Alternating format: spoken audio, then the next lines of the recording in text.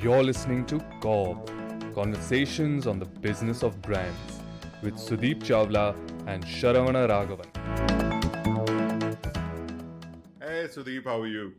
I'm good, Sharan. How are you? I am good. I'm excited because today is my chance to ask you a lot of questions.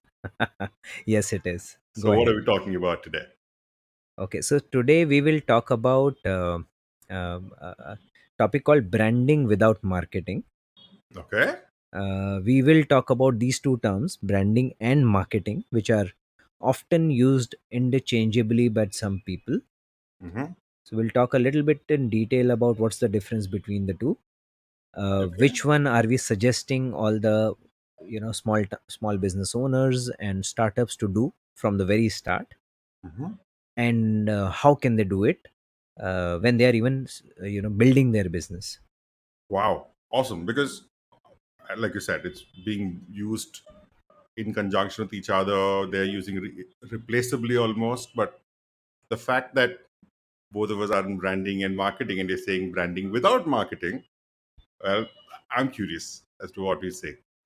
So, can we start off by saying what is branding first and what is not, if at all? Okay, uh, uh, let me try and define branding Sure. according to me, and I'm not using a bookish definition here. I'll Perfect. say branding is a sum total Hmm. of who you are.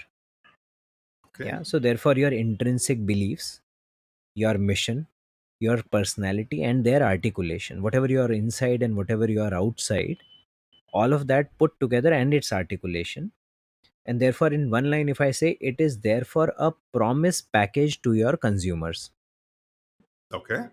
Yeah, so whatever you promise to your consumers inside and outside, that promise is branding. Can you go deeper on the inside and outside bit? Yeah, so for example, uh, when you start a business, you start the business with some intrinsic beliefs. You want to improve something, you want to counter something, you want to preserve something, and we will talk a little bit about this, because there are two or three, rather three ways of making meaning, and we will talk about how to, what are those three buckets. But whatever those ways are, whichever way you think you are making meaning, that becomes your intrinsic belief. As a business, you believe in something. Yeah, and then basis that belief, you make something your mission. Yeah, and now to take that belief and mission forward, you have created a business, and therefore there is a certain way in which you will interact with the world. And when I say the world, you will interact with your own employees, you will interact with your vendors, and you will obviously interact with your consumers. That frames your personality. So there is intrinsic belief, intrinsic mission that you have, and then there is a set of behaviors, attitudes, or the manner in which you will behave. That becomes your personality.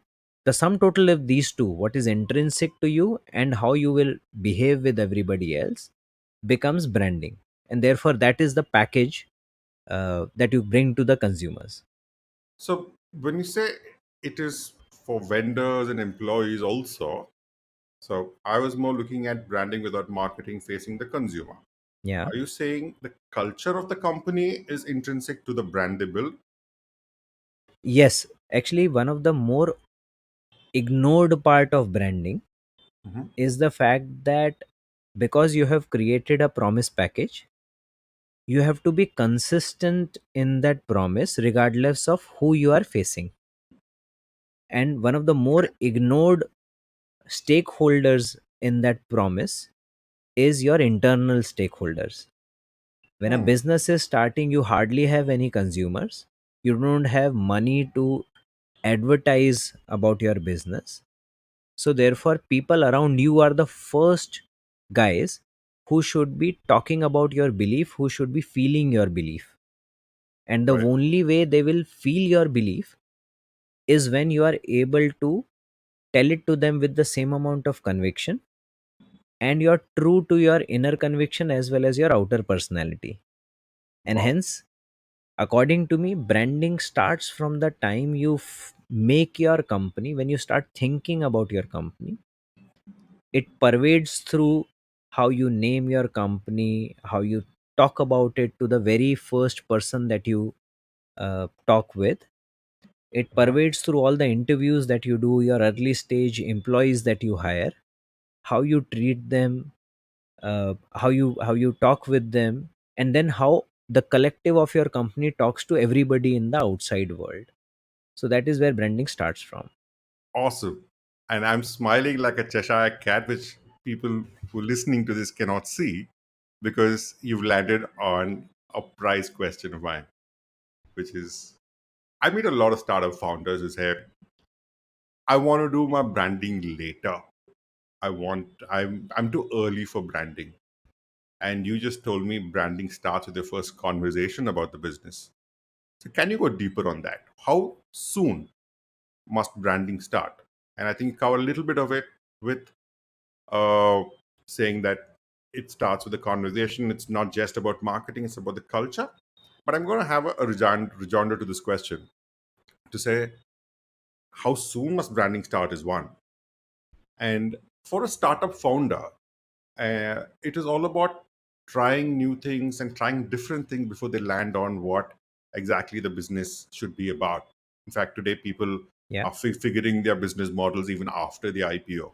yeah, So, in this kind of an environment, when does branding start sure. and how? Okay, excellent question. I think this should be of interest to a lot of the listeners that are hopefully listening to this podcast. Hmm. Let me first start by saying that when founders say, I will do branding later, I believe they mean that they will do marketing later. And hence, let me just try and pull apart branding and marketing. Yeah. When I started, I said branding is a sum total of promises that you make to the customers, which are in form of your internal beliefs and missions and your outward personality. Marketing is sum total of what you do to communicate your branding or your beliefs, etc. Yeah. So these are two different things. Now, branding is about who you are. Marketing is about telling it to others. Yeah. Now, when you say that I want to do marketing later, it is perfectly fair. You want to make sure that you are juicing out your organic traffic first, your referral traffic first, and then you will go do marketing to people which are outside that zone. And those are the ones who will then possibly get to experience your branding once they've exposed to your marketing. Yeah. So let's return back to branding itself. Now, branding, as I say, it's a sum total of belief, and I will possibly therefore quote Guy Kawasaki. So I heard this, speech called "Art of the Start." This was delivered back in 2006 in a forum of the Indus entrepreneurs, and I possibly was exposed to it somewhere around that time. But I really love that speech. If uh, all my listeners get this chance, they should try and go to YouTube and search for this. We will possibly put it in the notes. Yeah. So he speaks about uh, entrepreneurship in a number of ways, but he talks about the fact that any business, when it starts with creating some kind of meaning. Okay. The saying in the VC circle goes that if you create meaning, you will create money. But if you start out to create money, you will fall into problems. Yeah. So therefore, and I know I have heard this from a lot of startup founders, they have deep seated meaning in their hearts. Yeah. Right. So he talks about creating meaning in two, three ways. Hmm. Yeah. The first way is that you want to create meaning by fighting some evil. There is Okay. something wrong in the society, there is something wrong in what we are doing, and you want to fight it.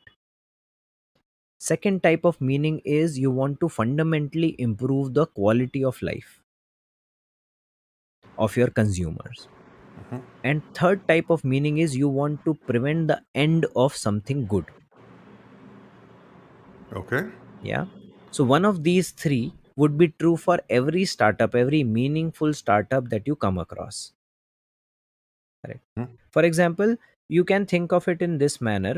If we talk about kids, for example, Mhm. yeah, now we know that increasingly screens are becoming a fairly big part of their lives, Right.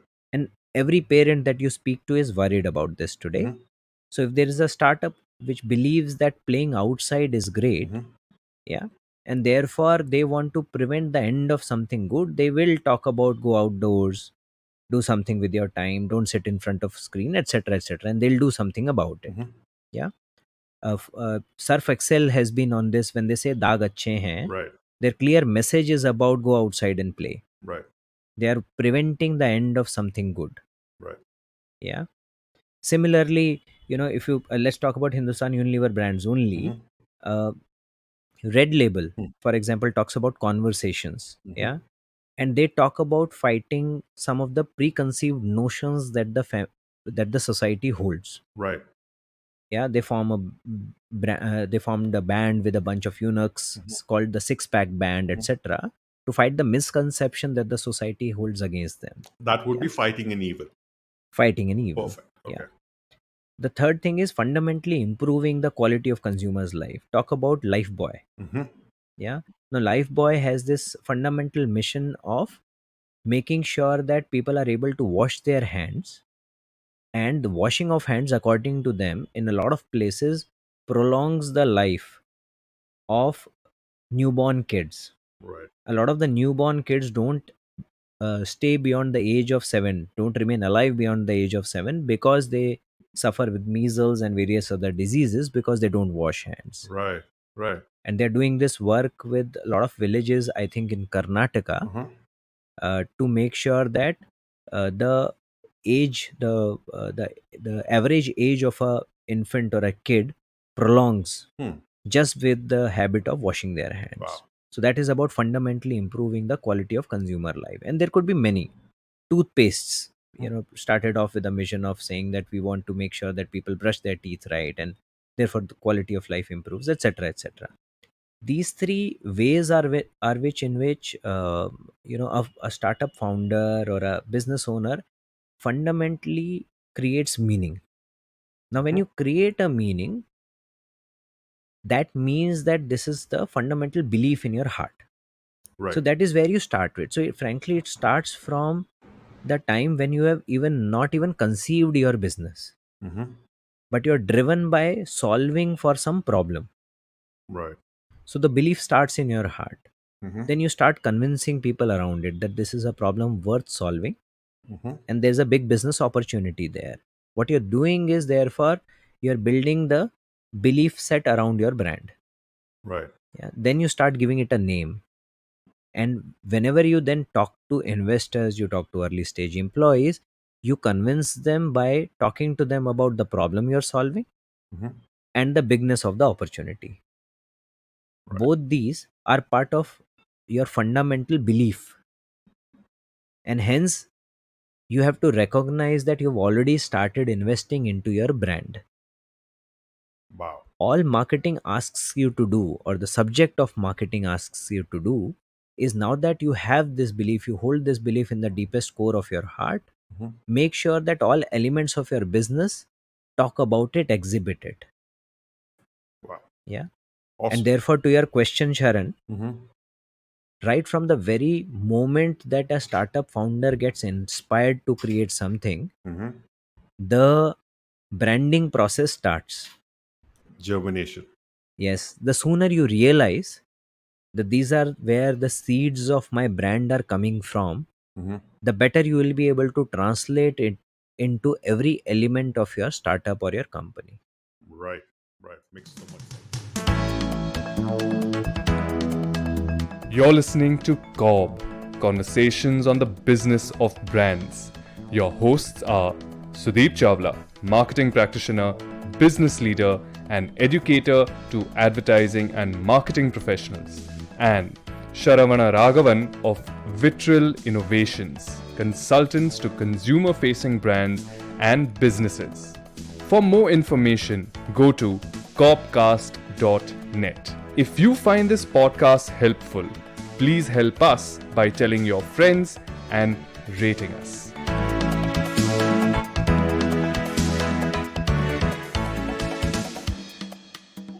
now that we've defined branding as such, now you mentioned where it starts, right from the time the founder thinks of the company.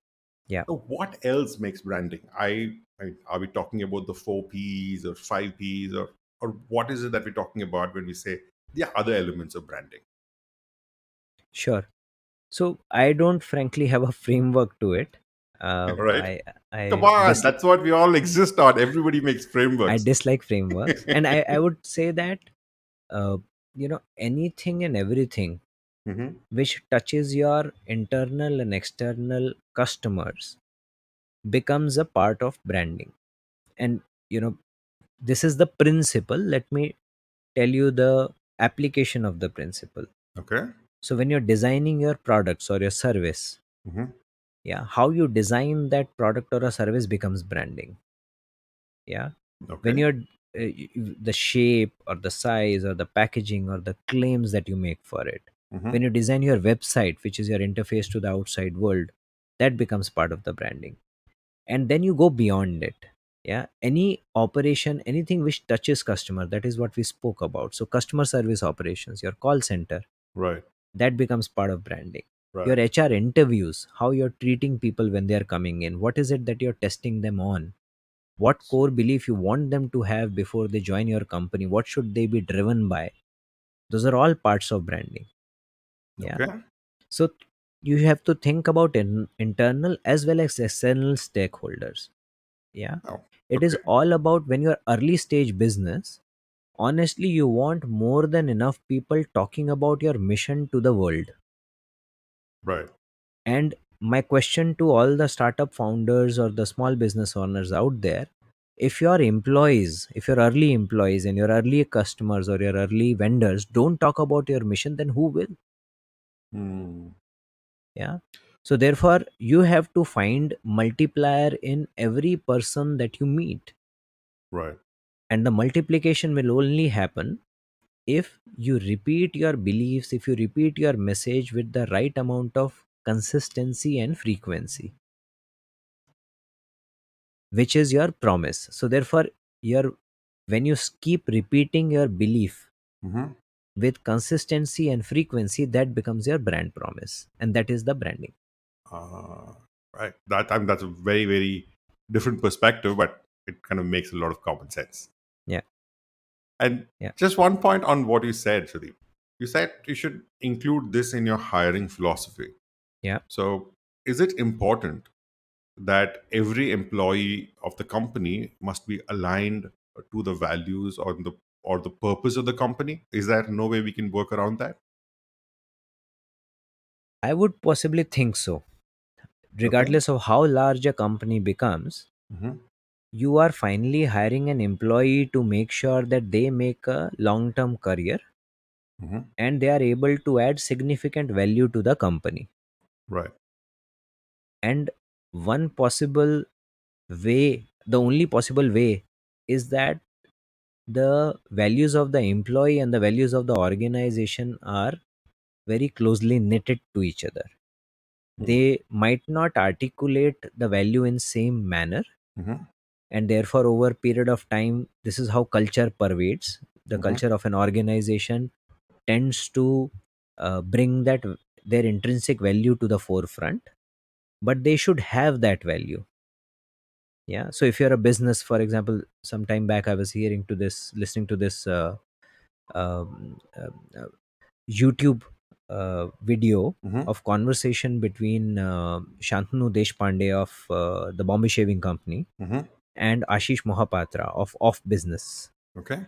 And Ashish speaks about the fact that their business Hmm. operates in an environment where they are talking about industrial goods. Hmm.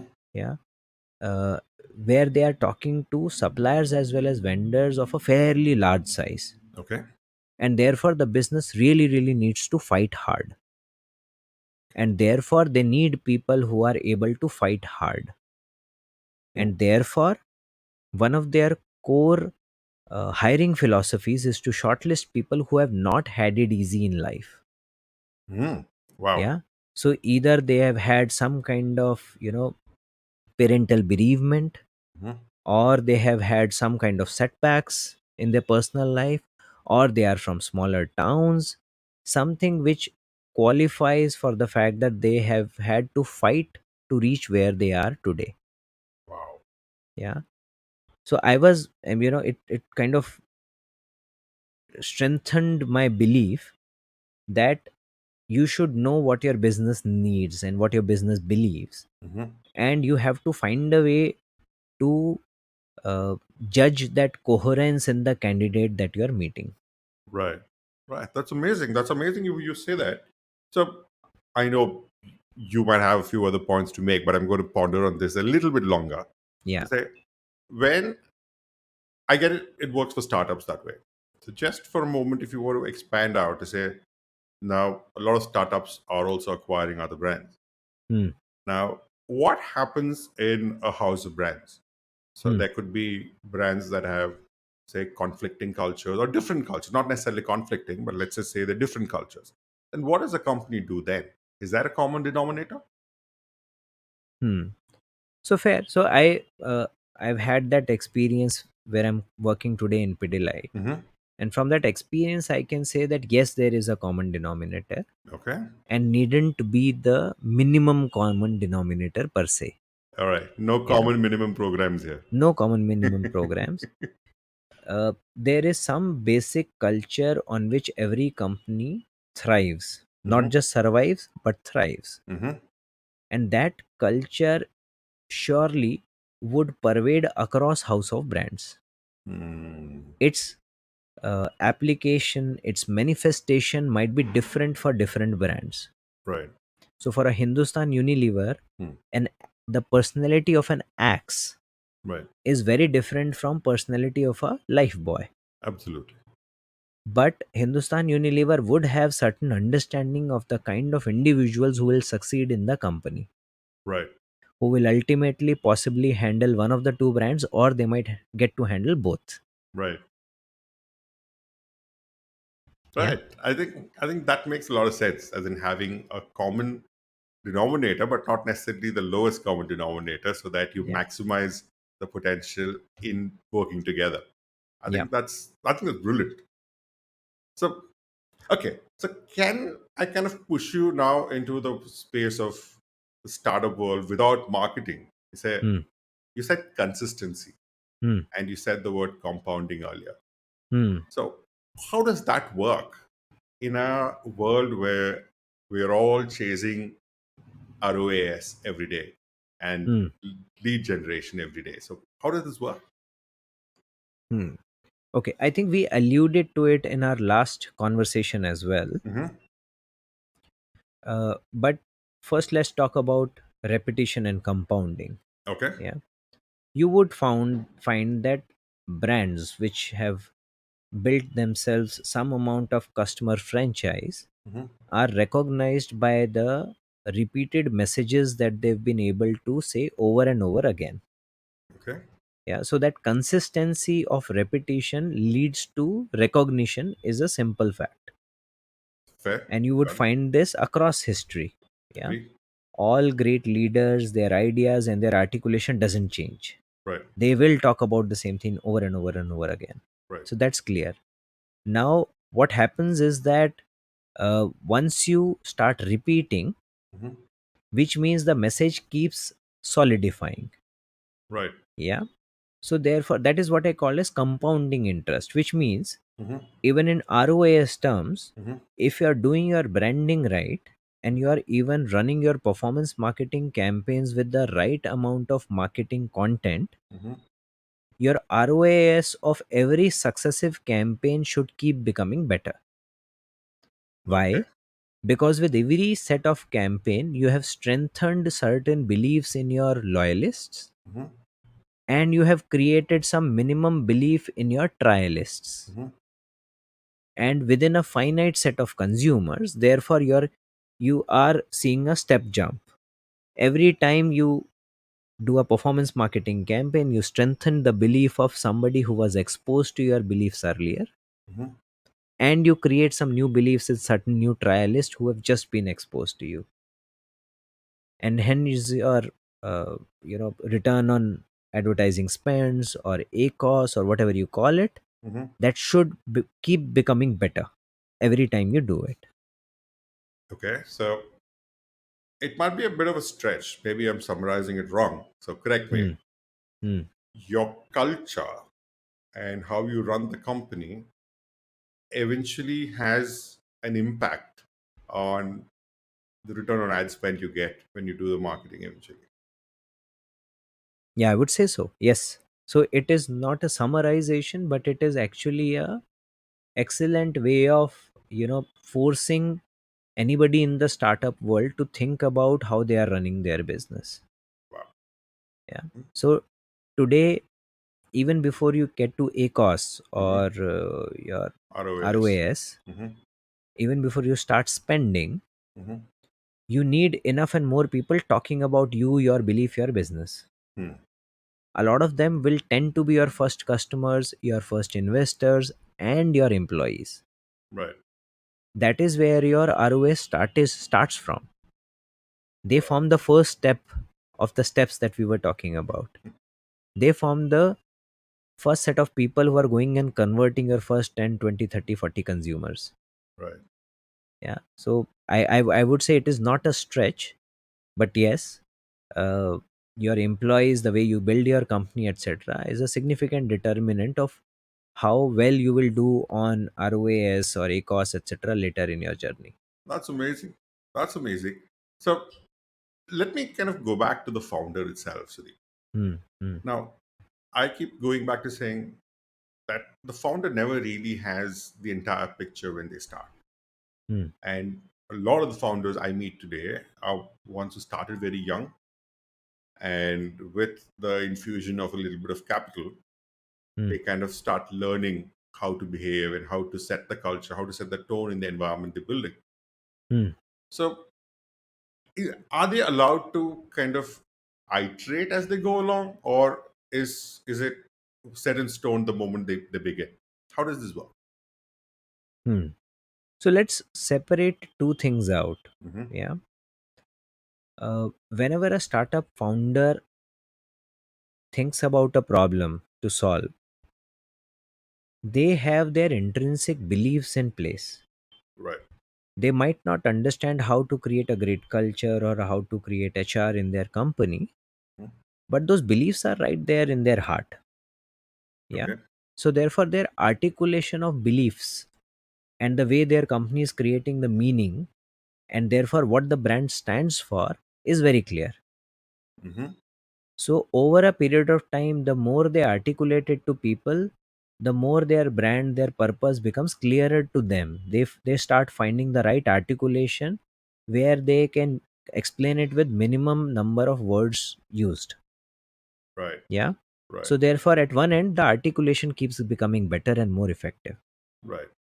Now, number two is there is lots of other layers around the articulation to build a company, to build a culture, to make sure that everybody is talking about it. True. Yeah. So you will possibly go through a number of iterations Hmm. to build the right kind of company, the right kind of layers. And in fact, that also keeps changing by the size of the company or the time that has elapsed Hmm. in your startup journey. Hmm. So that is a forever changing environment. Okay. What will hopefully not change is your core belief or the Right. reason you started. Right. Yeah. Right. So in the iteration, it can be a little hard to say what is my core belief and what am I flexible on. Hmm. So whose inputs matter more in this evolution, if I can call it that? Hmm. And when you say whose, do you have As a couple in of different choices in your? stakeholders in the system, you have your employees, you have your customers, you have your investors, you have family at home. So a family might or may not completely agree with the values of the company you're building. I'm just hypothesizing here. Yeah. So there are some things I can and cannot change from what you're saying. Hmm. So who do I learn from? Whose inputs matter more in this evolution? So again, just from the point of view of Hmm. core beliefs is something that you've started framing very, very early in your journey. Hmm. And hopefully you've had enough repetitions in front of your family, friends, Mm-hmm. initial customers, consumers, investors, etc. So that tells you that your belief is right, your articulation is perfect. Right. So I think that is something that you don't need to change. There Mm-hmm. will be a lot of influence that might come your way, and you might be forced to rethink. Mm-hmm. And that rethink usually tends to make the articulation even sharper. Mm-hmm. So that is something that should happen. The natural evolution of your core belief should happen. Okay. With regards to building the company culture, etc., obviously one should be open to inputs from all kind of qualified sources. And the reason I say qualified is that there is now sufficient amount of qualified help available, Right. either in form of consultants, either in form of other slightly more experienced people that you can hire. In Mm-hmm. fact, a lot of early stage VC firms Mm-hmm. bring this capability on the board, Okay. where they will have people consulting you on HR, consulting you on financial accounting, etc., Mm-hmm. to make sure that the founder remains focused on the problem that they are solving, Mm. while the organization skeleton can get created without necessarily spending too much time from the founder's end on it. Oh, wow. So without the founder's complete handholding, the organization can evolve into a culture that's linked to the core beliefs of the founder. I would not say that is possible. Mm-hmm. You can at least start, you can create a skeletal structure, Right. Okay. but because the belief side starts from the interviews itself, Mm-hmm. the founder would have to influence every person who is kind of bringing new employees into the system Mm-hmm. to make sure that they are using the same sieve, they are using the same principles to evaluate that he or she would have. Right. Right. Yeah. Right. So if I can, I'm towards the end of my questions here, but I'm going to ask a shortcut question, which I love. Yeah. So, having been used to all the consumer testing we've done, is Hmm. there a way an organization or a startup founder Hmm. can figure out what kind of a brand to build by Hmm. testing it? Oh, yes. See, since we said that there are a number of ways in which your brand or your brand purpose pervades, Hmm. all of that is testable. Okay. Finally, everybody has to recognize their brand is in service of the consumer. Hmm. So, therefore, the one person they should go and test with or talk with is consumer. So, therefore, if your brand purpose is in form of a logo or a slogan or a website, Hmm. yeah, all of that is testable. Yeah, you go Right. and talk to consumer, they will give you the right Feedback. feedback. Right. Yeah. Right. Right. If you, for example, I'll possibly give an example here that many of our listeners might be able to relate to. Hmm.